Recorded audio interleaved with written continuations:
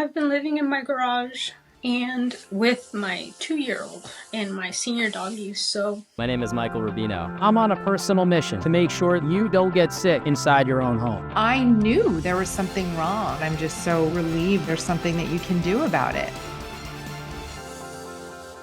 Hello, and welcome to another episode of Never Been Sicker. I am your host, Michael Rubino, and today's very special guest is Denisse. Denisse, thank you so much for taking the time to be here with us today. I know it's not easy to kind of talk through some of these challenges you've been faced with, but it really means a lot. I know people really are going to find a lot of value in just understanding they're not alone, and hearing about some of the challenges you've been through. It might be a mirror for them. And so thank you so much for taking the courage. Thank you so much for having me. It's a pleasure to be able to be here and share my story. So, with that being said, this podcast is called Never Been Sicker. It's one of those really sad realities that we live in. We have never been sicker than we are today. As you probably are aware, I believe that air quality is a big missing link to that. Do you mind sharing a little bit about your story and what you've been through that helps kind of shine a light on that?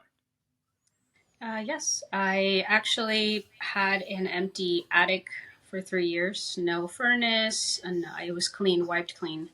Prior to that, there was another incident. And so I finally felt safe enough to hire a company. After 3 bids, chose a company. And I expressed to them my prior experience, my sensitivity to mold. And so I felt comfortable. And so they installed the furnace. Everything went according to, plan. And eventually the furnace, one day I came home from work and it had shut off. So I called, they came out and they said, one of the switches must have flipped. No problem. And then I noticed a discrepancy in the ceiling texture. It looked like a nail had gone through from my interpretation.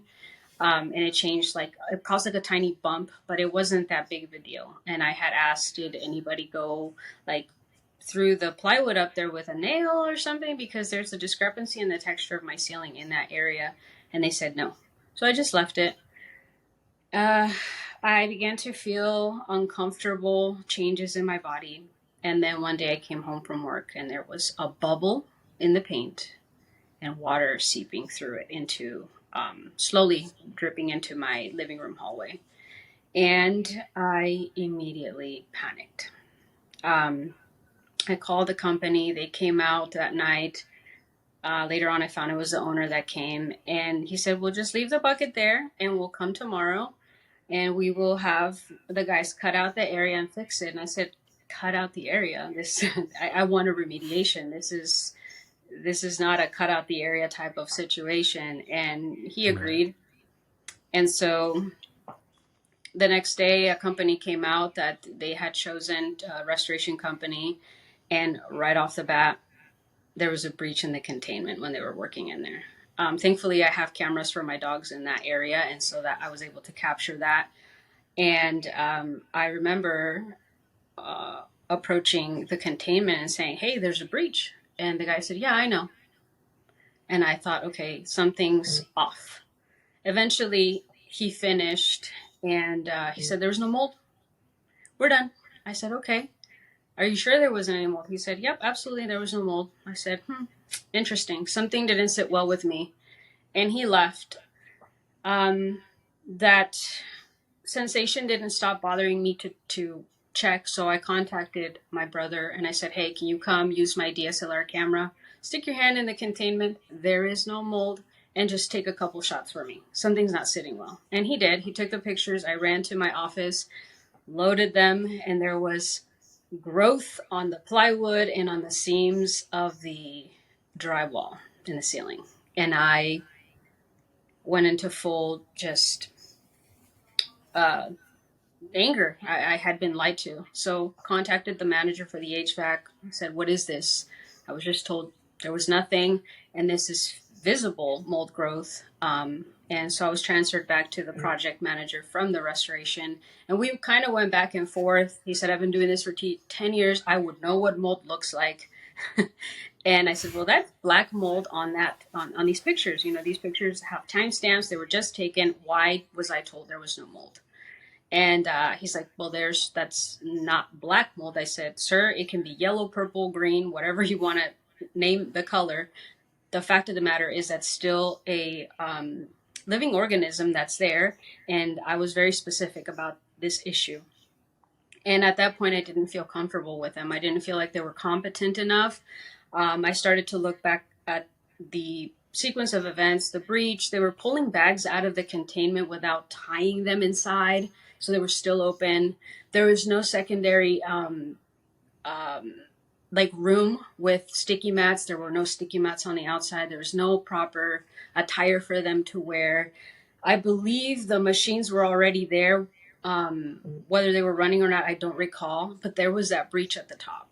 There was no going 12 inches past the parameter of where the mold damage was done to where they could chase to see if there was any additional mold. And this is information I found out later on. And I was very proactive. That same day, I ordered a mycotox profile test. I ordered Cellcore products immediately because of my prior experience. I said, there is no way I'm going to subject myself to unnecessary heart palpitations and emergencies because of what's taking place. And now it's kind of a waiting game. So it was a lot of back and forth. Eventually, I had to remove them from my property. And I brought in another remediation company to extend the containment past this tiny little box they set up. And when the owner came, he destroyed the evidence. He took down the containment that was originally placed by his company. And he tried to walk out with a bag of all of the stuff he took down. And we were able to stop him because we wanted to have everything be included in the environmental testing. Right. Did you get that environmental testing back? Yeah, I actually did that on my own. They wanted to push another company of theirs on me, and at that point I did not feel comfortable with them doing that. So they requested a copy of it, and I didn't provide that to them because all I wanted was for them to pay another company to come in that I felt was professional enough to handle a remediation without any breaches. And so they denied me that opportunity back and forth for some time. And there then came the idea of involving my homeowner's insurance. And at that point in time, upon explanation, the homeowner's insurance agent said, nope, we can't, we won't cover it because the contractors, did the damage. And I accepted that answer. I was very accepting of the way that things were going, as I was new to everything. But the reason why the water damage happened was because there was drip pans missing, and there were multiple code violations that later on I was able to find out about. But since it's in the attic, I would have never known had I not had the help of new professionals coming in to try to figure out what had happened. And they left my brand new furnace completely open to the elements. Yeah. So obviously you've learned a lot through this experience. The school of hard knocks sometimes we go through, right? And so obviously this is unfortunately a very traumatic experience to go through, but nonetheless, you've learned a lot as you've gone through this. First off, I mean, it sounds like you did some sampling to see if there was in fact mold. What were the results of that sampling? Aspergillus cladosporium, and other different types of spores, including cotonium at low levels, according to them. Okay. And what did you learn through this experience? What are some things that you would do differently knowing everything you know now? I would make sure that in the case of dealing with HVAC, to make sure that people have insurance and everything is up to date. And to listen to your gut. I think a lot of times we give so much of our power away or credibility of when we have an inkling that something's not right, to professionals. And it's okay to ask questions. It's okay to speak up and ask for things to be fixed. Obviously, we have to be diplomatic about it, despite the frustration in these types of circumstances. But we should be able to advocate for ourselves, whether it's in in a medical setting or in your own home. And later on, I found out that remediation company that was brought in by the HVAC had no license according to the CSLB in California. They had allowed it to lapse. To actively Understood. Work. And knowing everything you know now, what else would you do differently in terms of like the remediation strategy, maybe the inspection strategy, things of that nature? Like what would you want other people to learn from your mistakes so they don't have to repeat those mistakes? I think relying on air samples is a silly mistake I made. I wasn't aware. Being mold sensitive, I now know that dust tests or ERMI tests are so vital in general. I think getting a picture, even if you're not, because spores settle. It was explained to me at one point that it's like a dandelion. You kind of blow and then things settle. So if you're told to wait 24 hours without turning out any air so that everything settles and then the air sample is going to get done, explain to me how you're going to give me an authentic image of the status of the health of my home if everything has settled. So for me, it would be a dust test, and making sure that you hire people that specialize and understand the importance of properly treating and finding water damage. That is not just based on what you see with your eyes. It can be hidden as well. And so that would be something that I would want people to know, that it plays a vital role in how things can turn out.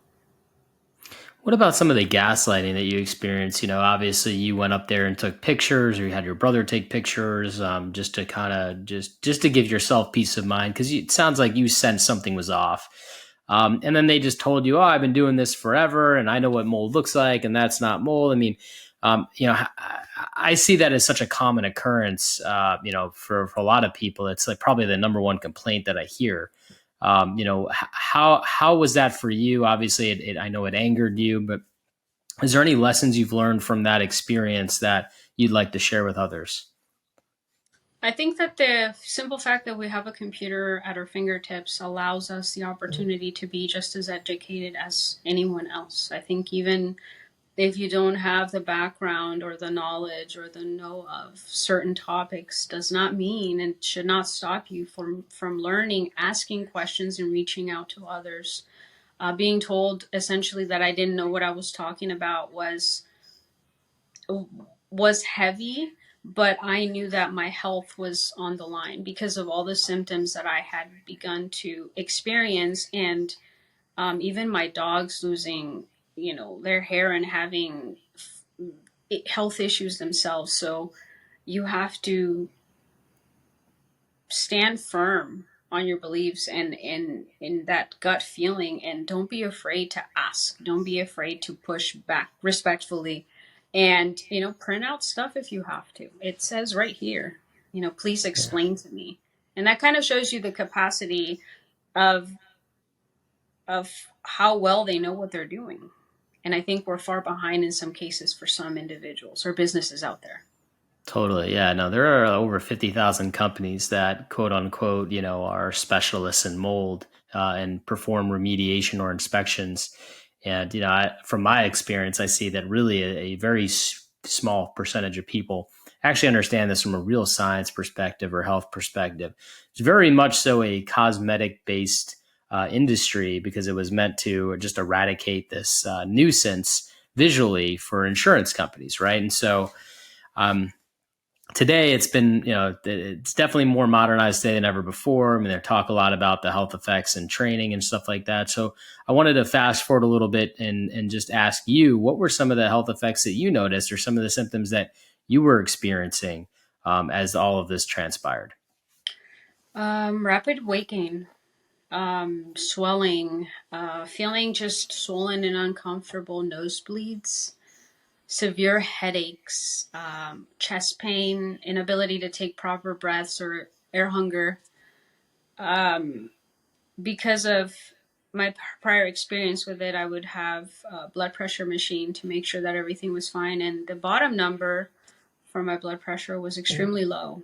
And it was always in conjunction with the chest pain and the headaches and dizziness, vertigo, really wild, just feeling completely like out of balance, and static shock, like the static shocks that you get, and all of a sudden just experiencing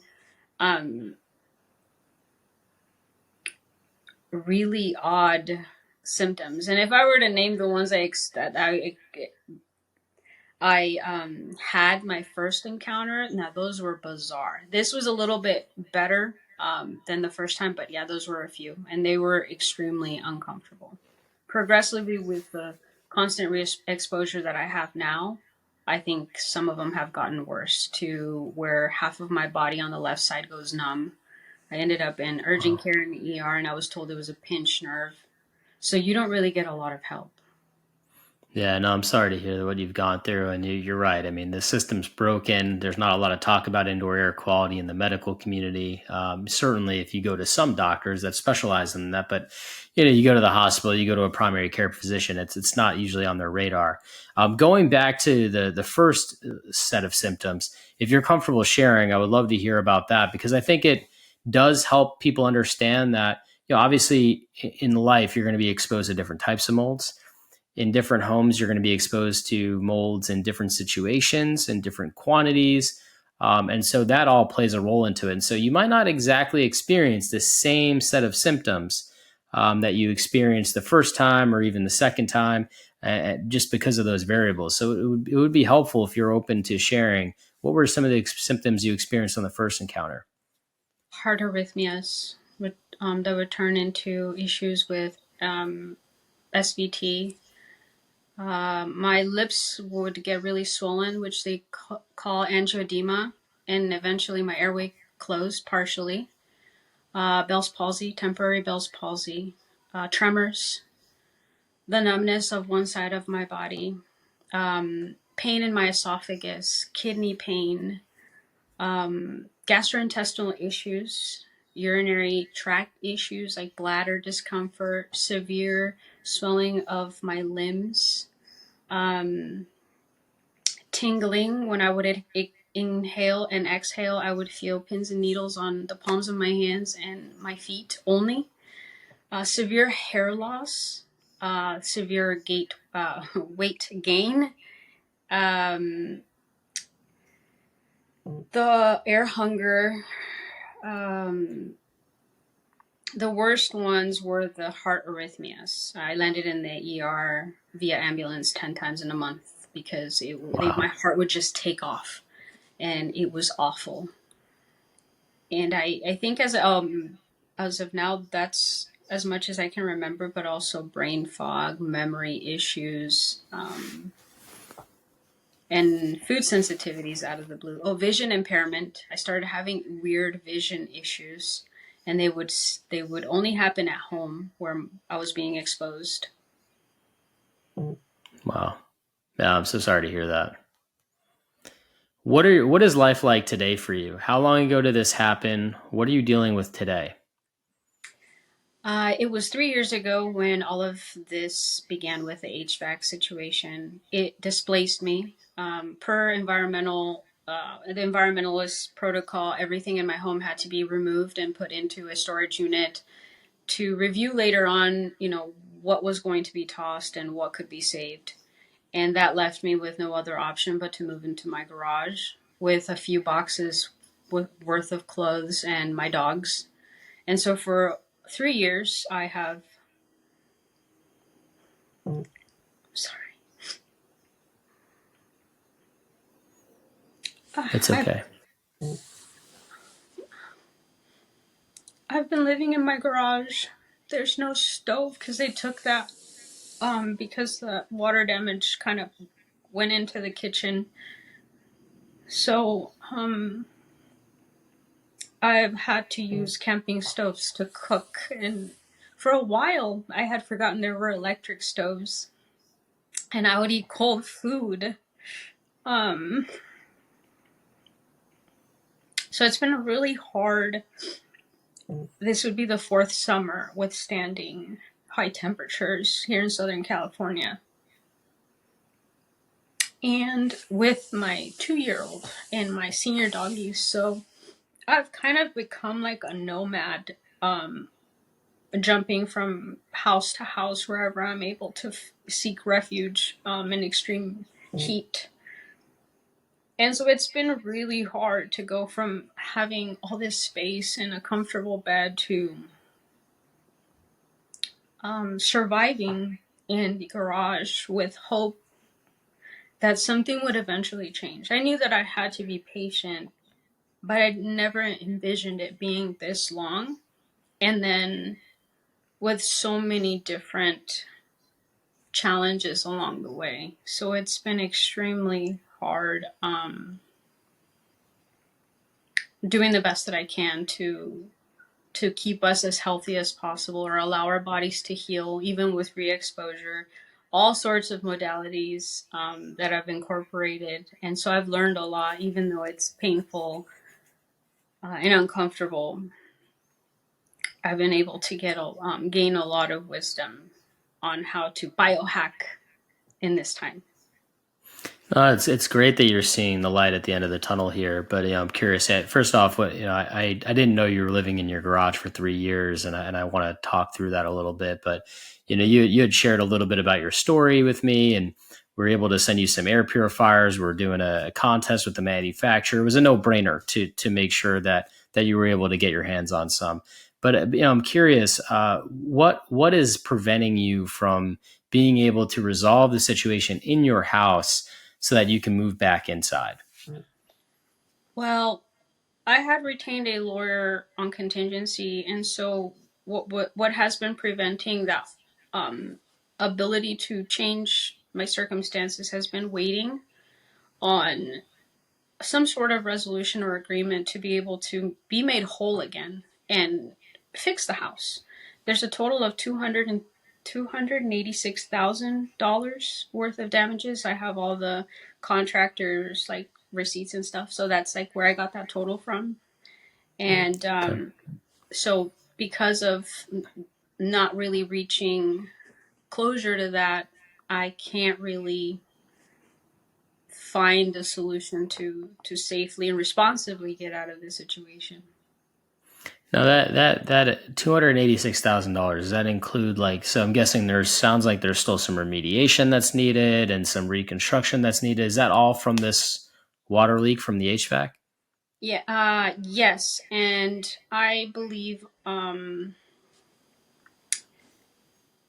during this time there was an additional leak in the master bedroom, because I had remediated out of pocket just so that I can go in and out to use the bathroom. And so I noticed there was a leak in the master bedroom, and then the wall of my only working bathroom became soft. And so I had asked my legal counsel, would it be wise to file a claim for this while I wait? And I was essentially never given an answer, a solid answer for me to be able to make a move. So that kind of continued to sit there.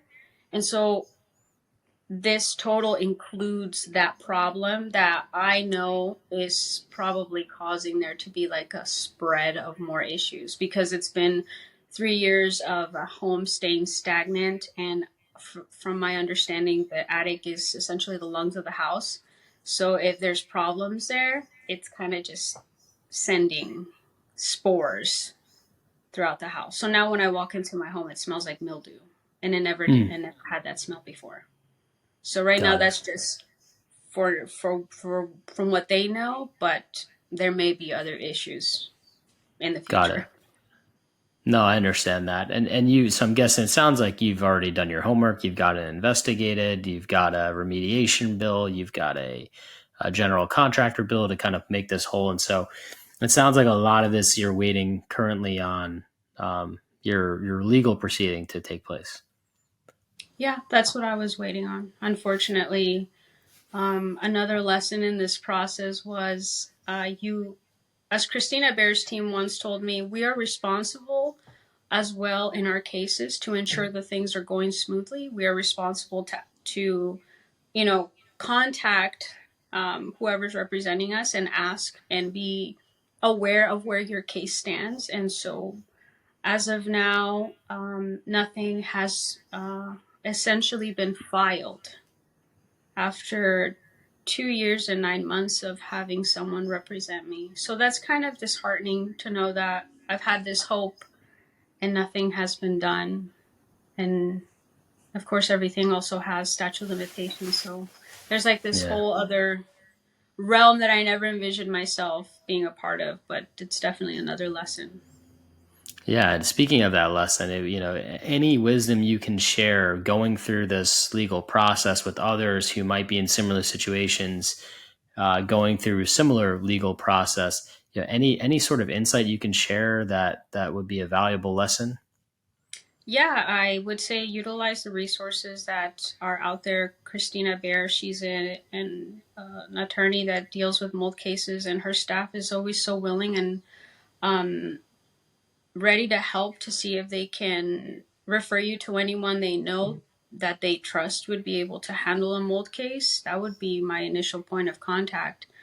And ensure that the people you're dealing with are essentially specializing in those cases, because if you don't, you run in my opinion, you run a risk of there being you having some sort of issues in communication, or then you may end up facing someone not taking you serious once again, like, oh, it's just mold is everywhere, which I have heard myself.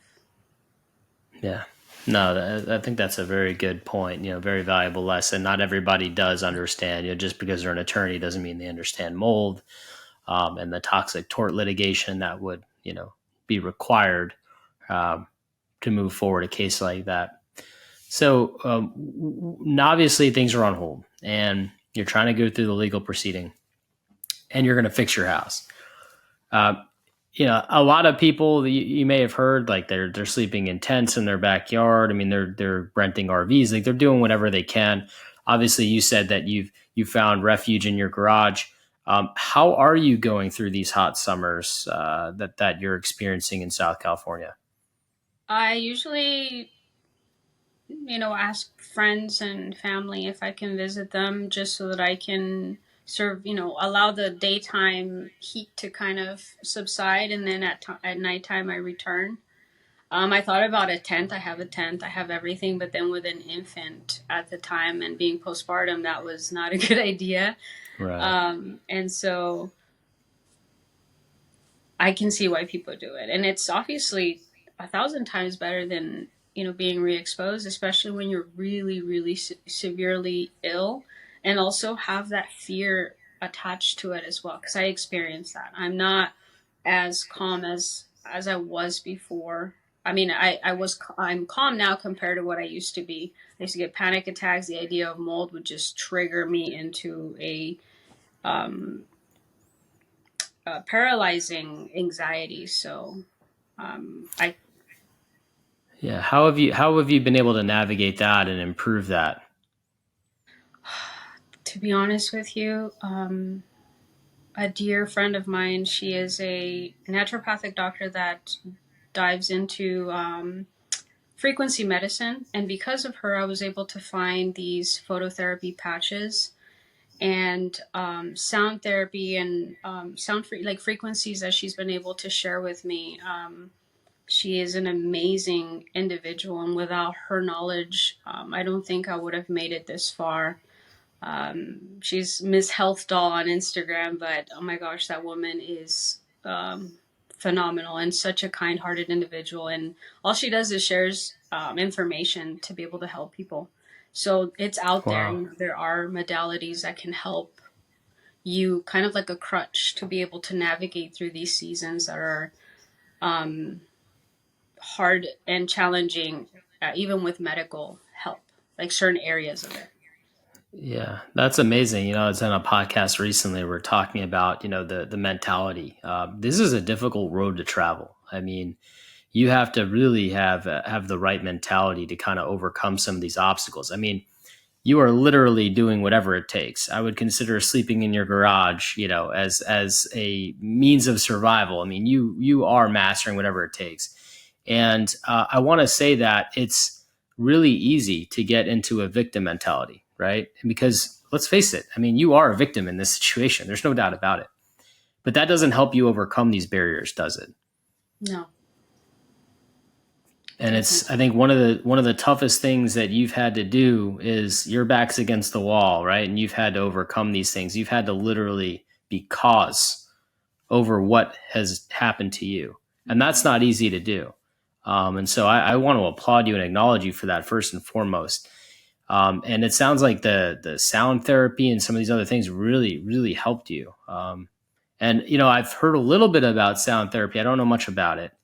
But obviously, if you find something that works for you, I think you need to dive into that and lean into that. And so, any thoughts you can share on that would be helpful.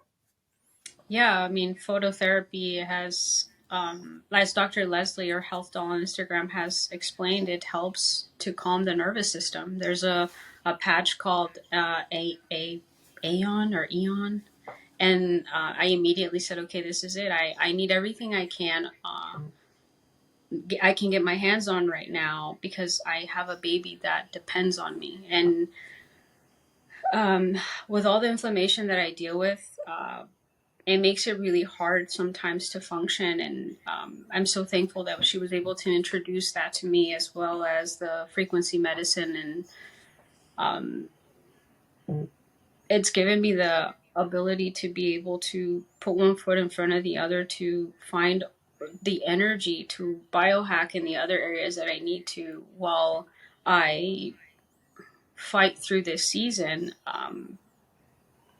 because I'm not going to give up. And I think a lot of individuals that have been on here or that are dealing with mold, I think the last thing that comes to mind is being a victim. If anything, it's like we're raging war. We want to be heard, and we want things to be made whole, and we want to help other people. As embarrassing as it can be, at least for myself, to come out and say, like, I'm living in my garage, I lost everything, and I'm doing everything I can to supplement my income to the best of my ability, applying for jobs, and I can't get one. It's humbling, to say the least. Yeah, no, I mean, I think it's one thing that I hear from this is, obviously you were a victim, but you didn't stay there too long, right? You took massive action. And there's that hurdle that I think we have to go through as human beings. It's like when we get into the situation where the cards are stacked against us, I think when you do nothing, that's when you become defeated, right? But when you actually say, you know what, I'm not, this isn't going to happen to me. I'm not letting this happen. I'm going to take action. And then you kind of cross that bridge mentally. It's like a switch, right? And then all of a sudden that pain becomes passion. Then you start to actually take action. That is really, really powerful. And I think for a lot of people, it's hard to get over that hump. And obviously you found these modalities, but do you remember the exact moment? Do you remember where you were and the position of your body when that switch went off? Protecting my daughter while I was pregnant, knowing she was exposed in utero, making decisions to ensure that she had a voice, and that voice was going to be me at that moment. And I was going to protect her at all cost. Yeah. And I know your journey is not over yet. You're still going through it. But I think, you've made some pretty big decisions, right? And those decisions have kind of kept you sane, if you will, and kept you going. Does that sound accurate? Yes. I didn't catch it at first, right? But you said this happened 3 years ago. And then I remember you mentioned that you had a 2-year-old daughter. And obviously you just mentioned that when this was happening while you were pregnant, and this obviously gave you the passion to continue to fight for your family. What was that like, being pregnant and going through that? At the beginning, it was terrifying because all the thoughts of if something's wrong with my child and I have to I have to use the allopathic system to help her. Well, how will I be heard?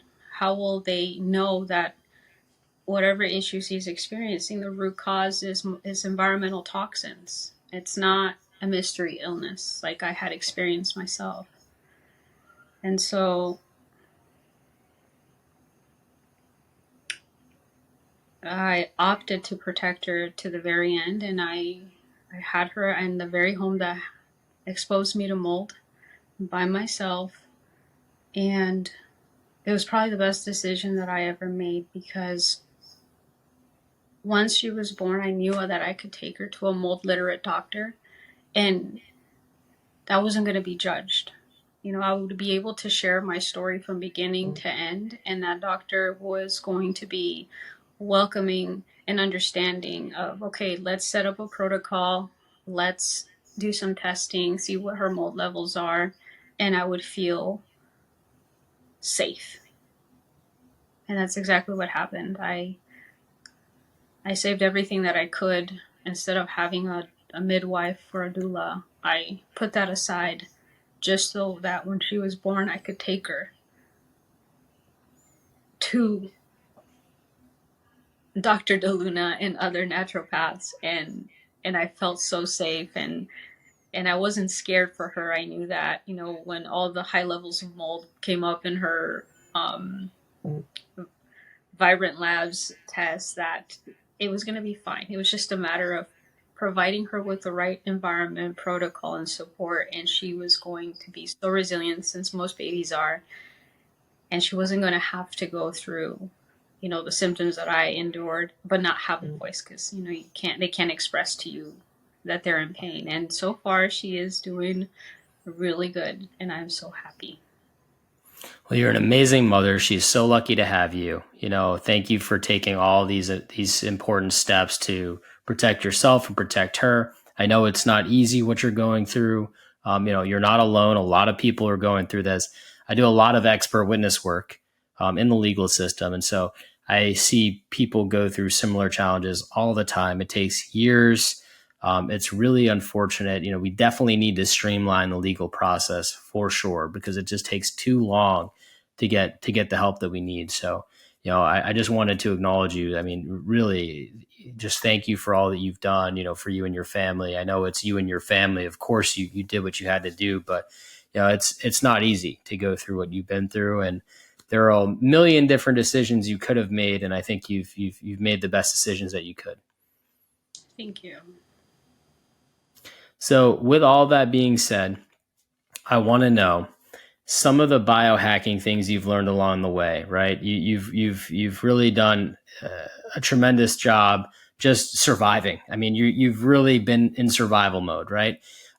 There are other people out there that are just like you in survival mode, right? And they're just trying to make it day by day and get through some challenges. What are some of the top things that you've learned that you can recommend along the way? How do we cope and survive in some of these tough times? First is finding a way to reduce the fear, because the fear is going to impact your body and make it harder to deal with your surroundings. So finding ways, tapping, there's so many resources out there, but for example, like the tapping therapy that's out there to help you overcome those moments of fear. Second to that would be rebounding, jumping around. At first, I had to find music and just find ways to be able to bounce around so that I could help my lymphatic system. The lymphatic system plays a huge role in the detoxification process, and also hitting the big six, like the big 6 points of the body to help those lymph nodes. So that was one of the greatest biohacks that I learned later on, which is like, let's activate that lymphatic system, hydration, and add proper minerals. Magnesium, potassium is so vital. A lot of the times I found myself to be extremely dehydrated. So how are we going to have smooth lymph flow without, hydrating my body? Magnesium, when we are in stressful situations, magnesium is depleted drastically, and the body utilizes magnesium in over 600 enzymatic, I believe I'm saying it right, but like in 600 over 600 enzymatic ways that the body requires magnesium for proper overall body function. And so I'm thankful that I was able to learn about that, because I was always stressed out and I didn't feel good. So as soon as I started to incorporate magnesium, I noticed a huge shift in the anxiety. Obviously, it wasn't a miracle, but it definitely helped balance my body out. And then incorporating binders. That's why I mentioned cell core immediately, because I did not want anything to stay stagnant. Frequency medicine as well. There are homeopathics that help with mycotoxins or help mitigate some of the symptoms that some of us may experience. Phototherapy patches, red light therapy.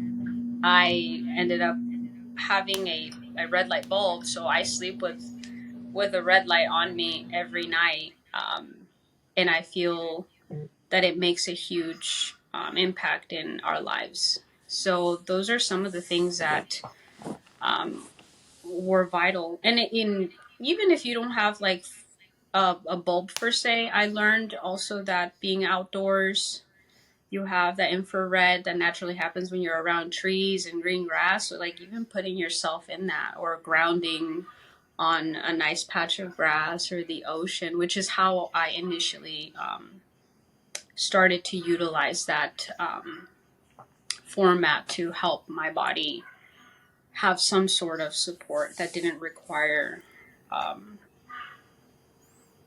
technology. Thank you so much for sharing those tips and tricks. I really appreciate it. Before we leave here today, is there anything else that you want people to know or learn about through what you've been through? You're valid, like your feelings are valid, your fears are valid, that no matter how others within your immediate circle may feel or take your circumstances, you